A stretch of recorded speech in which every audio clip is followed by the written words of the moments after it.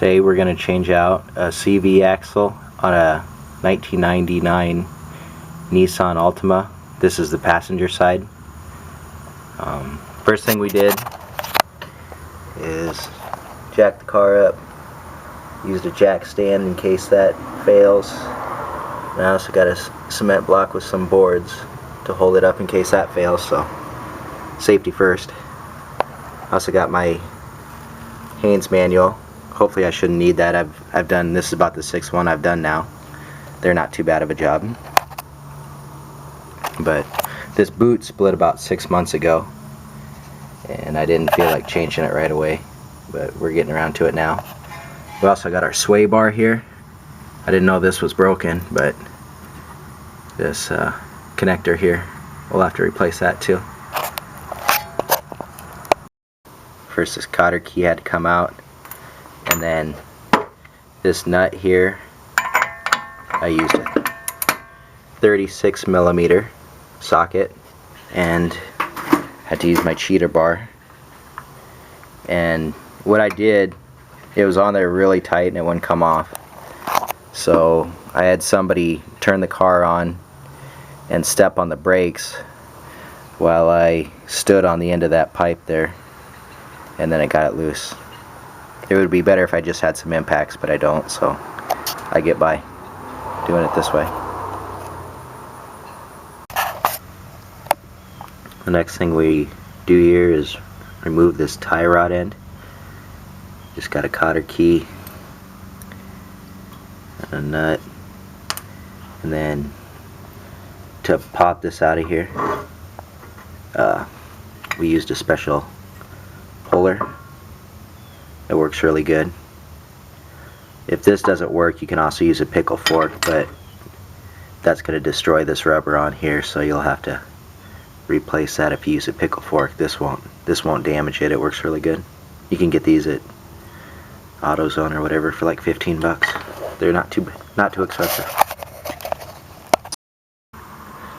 In the Haynes manual, it says all you have to do is remove this tie rod end, and then this CV axle will just come out, but I can't get it to come out, so I also removed the two bolts out of the strut, and then it pries out, and now the CV axle should come right out of the hub assembly. I also removed this brake line out of the strut right there. It's just held in by this clip, so that way it doesn't yank on this brake line. But there you can see the whole thing's kind of falling down now.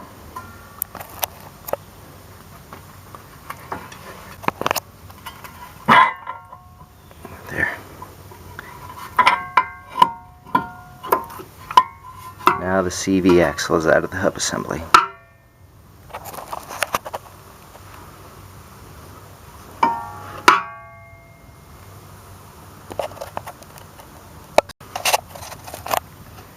So here we are under the car now, and there's that carrier bearing, just 3 12 millimeter bolts. I had to get them out with a wrench because my ratchet wouldn't fit in there. I take back what I said about the CV axle just popping into the transmission.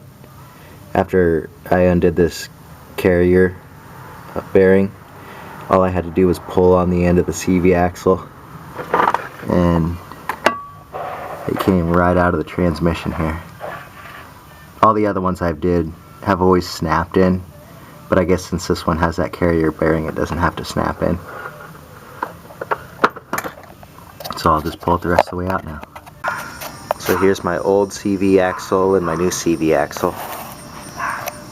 On the new one, they didn't put this dust cover or whatever it is on, so I guess I need to transfer that over.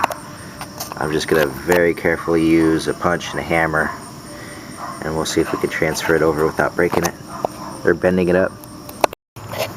I got that little dust cover transferred over. That was surprisingly easy to move from one to the other. I didn't bend it up at all.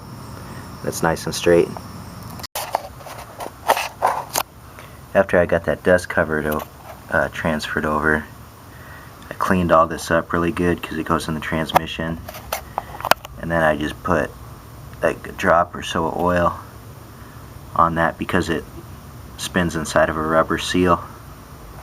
I want to keep that rubber seal lubricated. So we got our CV axle back in. There's the carrier bearing. So here's the CV axle and that little dust cover going in the transmission. Made sure I kept this all really clean. They say you're supposed to change out this little oil seal in here, but mine was okay. I didn't feel like changing it out.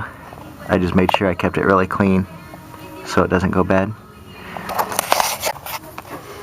On this side here, looks like a bunch of dirt and stuff was falling inside there, so I'm going to clean all that up and then put a little high temp grease on there, on the rubber and on that part, kind of lube it back up. So got that all cleaned up and greased in there, just a real light coating, and then we'll just put it back together now.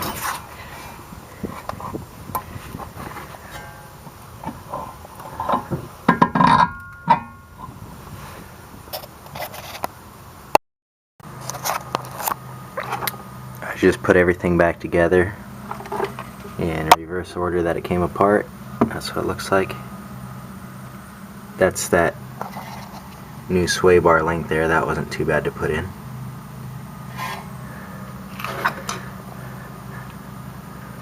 I'm supposed to put the tire back on and we'll be done.